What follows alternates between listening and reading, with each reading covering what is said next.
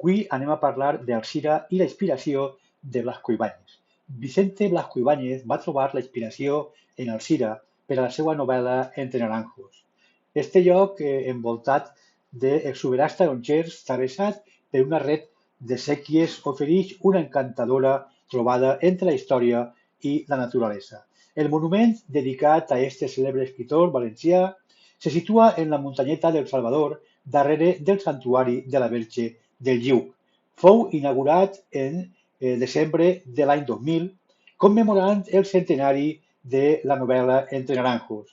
El seu bust de bronze és una rèplica de l'original de l'escultor valencià Victoriano Gómez.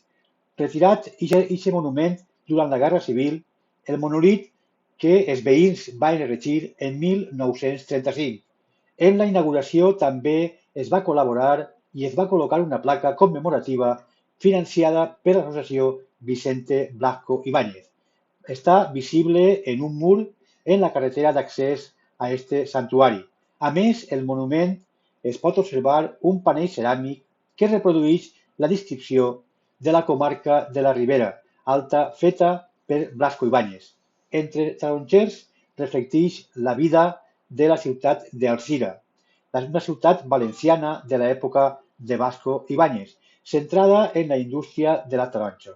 La novel·la narra la història de Rafael Brull, un jove polític, i el seu amor per Leonora, una cantant d'òpera.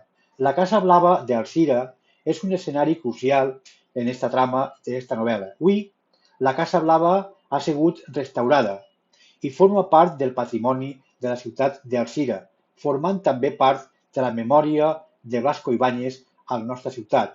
Ha sigut un homenatge el que els alzirenys han volgut fer a aquest escritor Blasco Ibáñez en Alzira, ja que té no solament un monument, sinó dos monuments en Alzira, que quan vingues podràs visitar el que està dins de lo que és el final de l'avinguda Sants Patrons i també, com he dit, el que està dalt de la muntanyeta del Salvador.